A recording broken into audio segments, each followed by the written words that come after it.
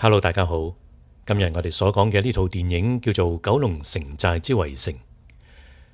呢套戲被譽為係近10年嚟最重要嘅香港電影。喺2024年上映，香港嘅票房好快就過億。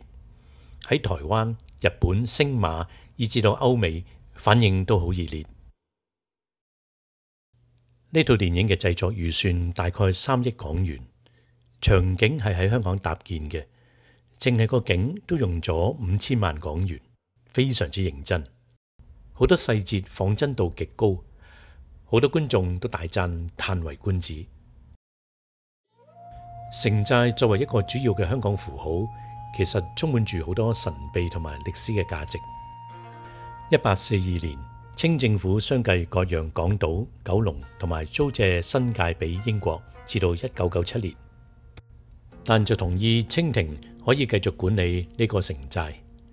之後，港府曾經想強制收回，但係適逢日本入侵同埋國共內戰，就擱置咗啦。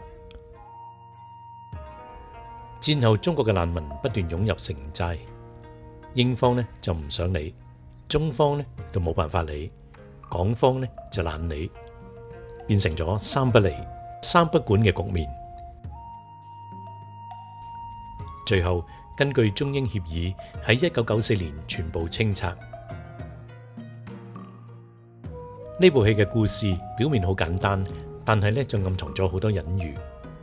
主角由林峰飾演嘅陳樂坤，以一個難民身份嚟到香港，但係佢嘅身份呢就蓄意模糊咗。佢拼命賺錢，想買身份證，但係就俾黑社會嘅大佬洪金寶呃錢。林峰不忿搶翻啲白粉，被追殺，走入咗城寨嗰度避難，最終投靠咗話事人龍捲風古天樂，展開咗新生活。奈何經歷好多黑社會嘅尋仇、爭地盤，而要連番打鬥去保命，輾轉出入城寨幾次，最後面對嘅係一個不確定嘅前景。戲裏面最突出嘅係連場嘅動作。有人話打到飛起，亦都被公認為香港動作電影嘅巔峰之作。其一係因為佢重演咗80-90年代香港電影嗰種武打片嘅輝煌時期，而且仲升華咗，再唔係為打而打，而係每場嘅打鬥都有故事、有推進、有原因嘅。其二就係今次嘅動作指導係日本人 Kenji-san 谷垣健治。佢因為崇拜香港嘅電影，走嚟住咗喺香港好多年，學廣東話，吸收武術。呢次佢做出咗好多新嘅招數，但係就仍然保存咗香港傳統嘅快、勁、準嘅實感，再結合埋而家嘅新科技 CG， 所以令人目不暇給。其實呢套戲借住連場嘅動作戲，只不過係一個包裝，要講嘅其實係生存要拼命嘅香港人同埋新移民嘅故事。一方面令人熱血沸騰，但另一方面亦都引嚟百感交集嘅思想。林峰嚟到城寨係要賺錢生活，但係更重要嘅係要揾翻一個身份。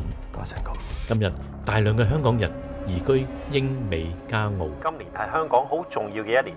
睇呢部電影一定會有共鳴，已經協議將香港歸還翻俾中國，同時會挑起各地老華僑嘅一啲回憶。大家都面對緊一個共通嘅問題：如果我哋離開咗香港，仲係唔係一個香港人呢？最近喺多倫多有一個活動叫做香港嚮導 （Hong Kong Anywhere），有好多香港人聚集擺街檔，成為一個市集，又有論壇討論香港人身份認同。有意見就提出，只要帶住香港人嘅精神，到任何地方都仍然可以有香港人嘅身份。你又點睇呢？而乜嘢係香港精神呢？